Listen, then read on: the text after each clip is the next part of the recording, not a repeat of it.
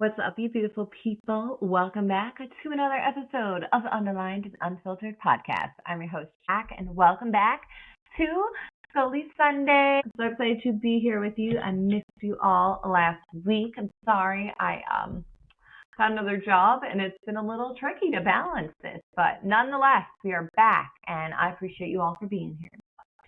Without further ado, this Scoli Sunday, we're going to be talking about my recent Xray appointment because it just validated why I avoid the doctors, and I'd like to make a public service announcement along with share my experience and just talk about how maybe we can make patients' experiences better when they go to the doctor or to get an image done. So that's today's episode, and I really can't wait to talk about it. So let's talk about it.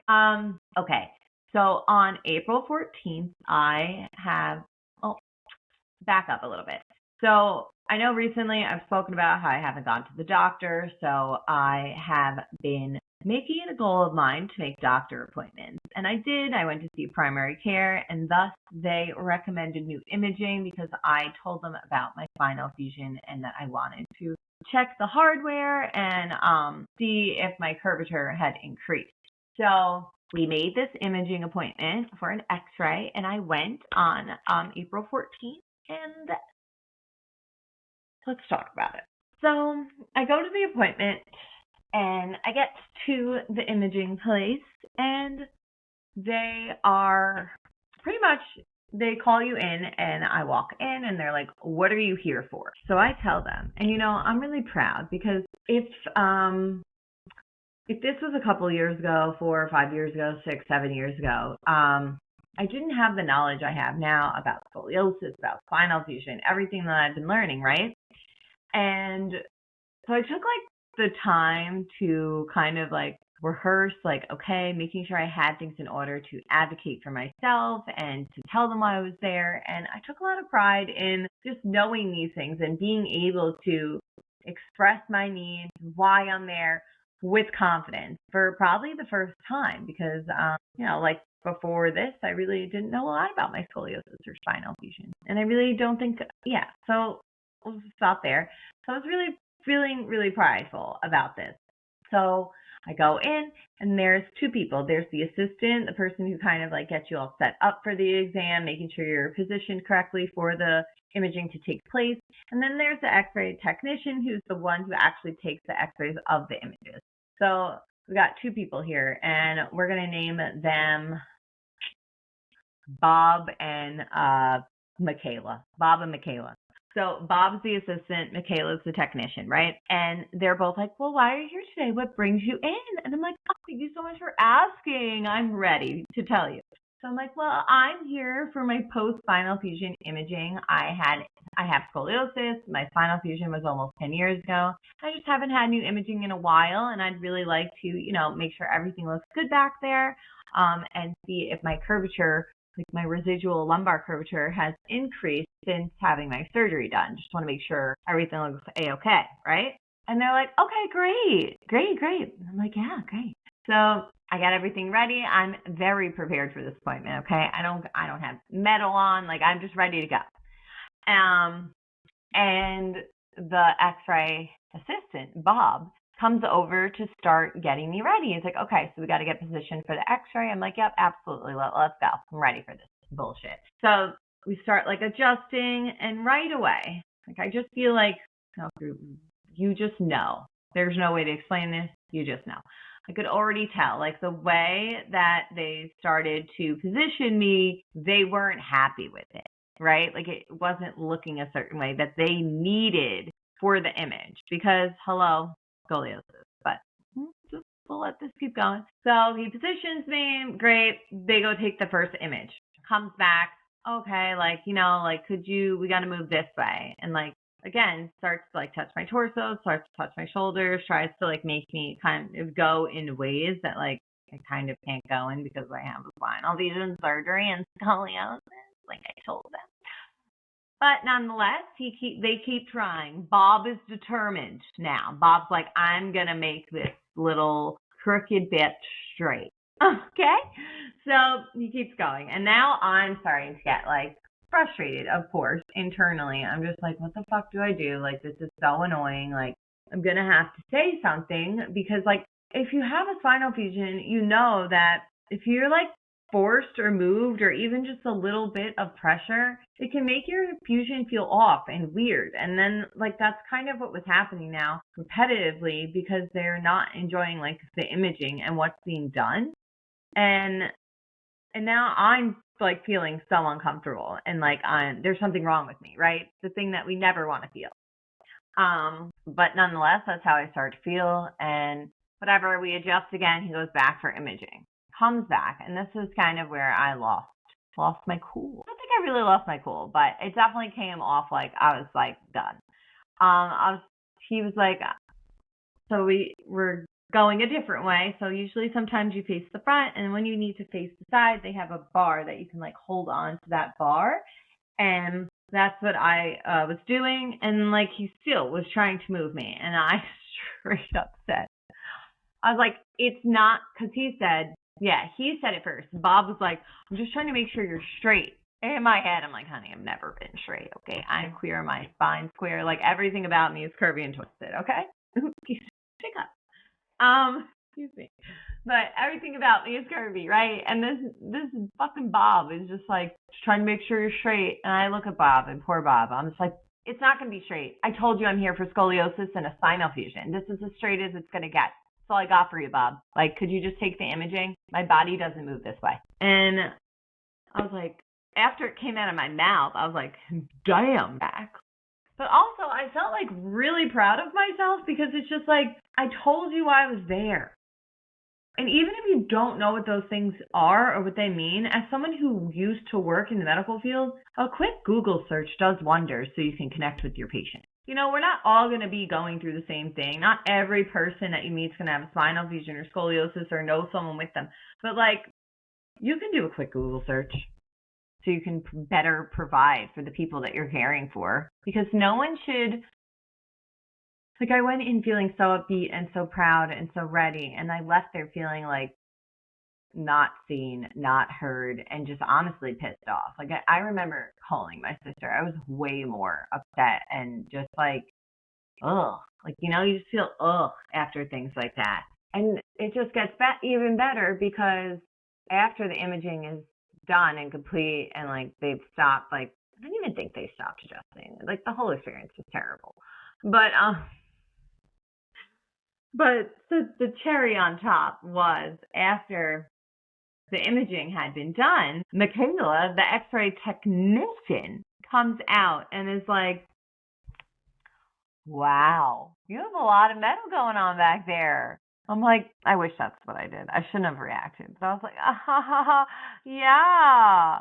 Like, did no one listen to me when I came in here and was so proud and rehearsed my whole sentence? And no one even listened to me. No one even cared. And that's such like a shitty feeling, especially if you are someone, like, if you understand and you have scoliosis or chronic pain or chronic illness, and you prepare and you advocate and you make sure you're prepared and you say the things, and then it doesn't even matter because it landed on ears that weren't listening. People that couldn't even Google a spinal fusion or scoliosis. Like, come on. It's just, I'm so mad about it because the one thing I really take a lot of pride in as someone who was a patient transporter and was an EMT was just how I made people feel and my connections with people when I'm with them and in a room with them, and I'm able to connect with them and I'm able to, you know, ease their fears and connect with them, because that's what being in the medical field is. If you get to be a part of even just an image, you want that person to leave feeling good. You don't want them to leave feeling worse than how they started. Like, that's not the goal. Okay? These aren't bad people, of course, but, you know, it's just like a public service announcement to do better. A quick Google search can do wonders. Really. Or a question, if you don't know, like, whoa, what is that? But I feel like so many people are afraid to look silly that they end up looking silly because they don't bother to know. Like, the least thing someone wants to hear is, oh, you got a lot of metal back there. Like, thanks, I know. What the fuck? Like, I don't even find it funny. I just was like, especially, and maybe like it wouldn't have bothered me as much if like I wasn't just treated like a fucking doll that wasn't doing the right like positioning and that like I was broken. Like, like I wasn't feeling good. And then for that to be the last thing I conversate with someone and I have to like just laugh, I was just like, no, this experience was not it. And something I'd like to talk about here is I know that working in the medical field is hard, okay? But like as a patient and as someone who's worked in the medical field, it's an honor to be allowed to be with someone on their journey, whatever their journey is. Whether there's someone you're rushing in a wheelchair up to labor and delivery, or you are, bringing like someone's grandma to go get an Xray, or you're bringing a young man, who needs endoscopy, or whatever the journey is, there's always a story behind it. And I feel like if we just look at things like that and understand we get to be little pieces of people's stories and we just can make them feel good in that moment, like that's the journey. I have so many stories from people in the back of the ambulance, like so many good conversations had when people were scared or in uncertain situations, or even when I worked through the pandemic, I got to, be with people because even people's family members couldn't be with them. Like that was like such a, like, I don't know, like I just wish people, I guess, were more intentional sometimes is what I mean. Like I know it's just an X-ray appointment maybe, and maybe I sound like a big whiny person, but I don't think I do. I don't think like it's the bare minimum to make someone feel good, because you don't know what they felt like. Like if this was someone who was newly fused, like, and this was their first 1 year post-op appointment, and that was the tech and that was the assistant, are you fucking kidding me? I probably would have fucking cried. I probably would have broke down. Like that energy, the vibe, like that was not it. Like you don't know where people are in their journey. And it's just like, that's why I feel like it's such a big deal to me, because like if people are just out here treating things like they're nonchalant, and I don't think it's nonchalant. It's not nonchalant to me. It took me so much to get to that doctor appointment. It took me 4 years, okay? Also, I have ADHD. If you make an appointment, you know how fucking proud of yourself you feel after that. Nonetheless, it's been 4 years since I've been, okay? It's just like, it's just so important, because I know it's said over and over and over again, but people may not remember what you say. I mean, in this case, I definitely remember what this person said, but I also remember how they made me feel, and it wasn't good. They didn't make me feel great. So, not really looking forward to a next imaging appointment now, It's just, or maybe I will and I'll be more prepared, because I'll just know like, okay, just planning to not be heard. And how shitty is that you can't even like expect the bare minimum? I don't know. It just really made me mad, because I do think about like younger Jack, like newly fused Jack, and people out there who are just going through this and who are scared and uncertain about things. And now you just have people out there who are literally technicians who look at bones and stuff and don't know how to talk to people who've gone through things. Like, I don't know. It's just, and they're not bad people, but it's just public service announcement. Be more intentional with your patients. Do a quick Google search, or you'll probably just end up on a podcast being ranted about by patients. And I just feel like it's so important to share this story, because I know my community will get it. Like, I know you will all get this and just be like, this fucking shit. What the fuck? Because that's all you can do sometimes is just like, what the fuck? And then just laugh about it, because it is comical. It's like, what? You got a lot of metal back there. Oh, shit. No, really?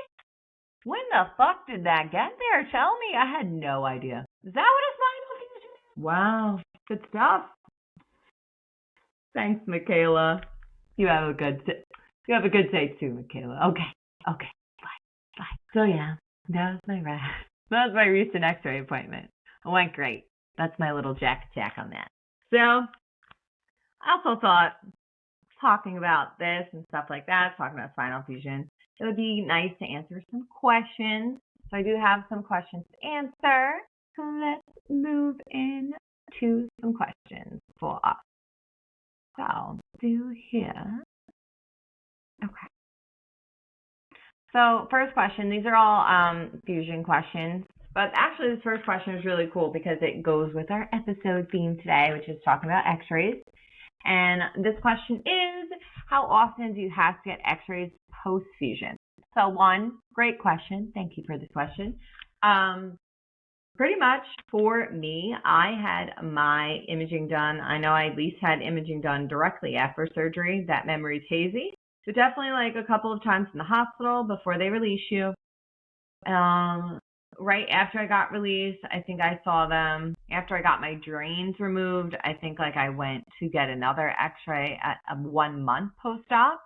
Then I think we did monthly until 6 months. Then we got to 6 months and I was going to school. I was moving to Minnesota for school, and we then decided I would do imaging after I got back to New York. So that was, my next imaging was the once at 6 months before I left, and then again in June, and then again at my 1 year in September. So quite a bit. I feel like they keep a really good eye on you that first year of recovery. You're getting imaging quite a bit to make sure the fusion is holding, make sure everything's looking good.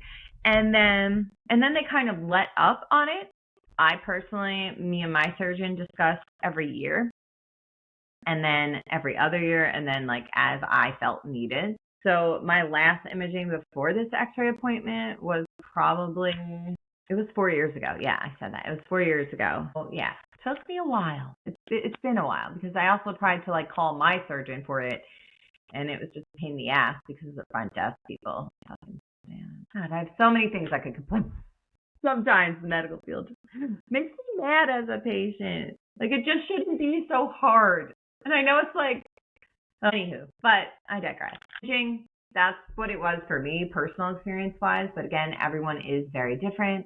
But for that 1 year, I definitely feel like most people are being followed up on pretty frequently. I also just recommend like having your imaging.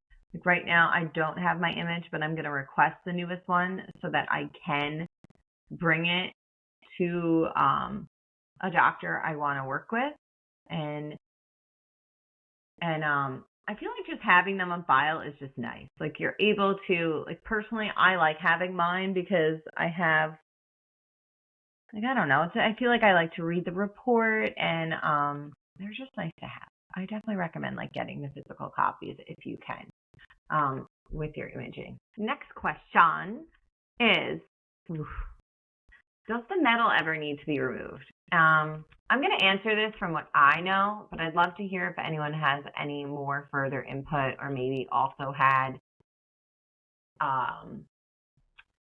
this done. I would love to hear from someone who's had this done. I currently still have my equipment, but I will say, not a medical professional, again, personal experience, personal knowledge, but I would say most commonly, no. Most commonly, metal, your equipment, it's not going to be removed. It's supposed to be your best friend for life. That's from what I understand. The only times that your equipment may be removed, trigger warning, is, let's say, if they're noticing that the fusion isn't sticking, that it's failing, and that you would be better off without the equipment, is sometimes where they would go in and remove it. Possibly could be that a screw or something is causing pain to your spine, and that's why we need to remove or adjust equipment. But from my knowledge, most people are going to have their equipment with them for life. I have no plans of getting mine removed personally, in case anyone was curious.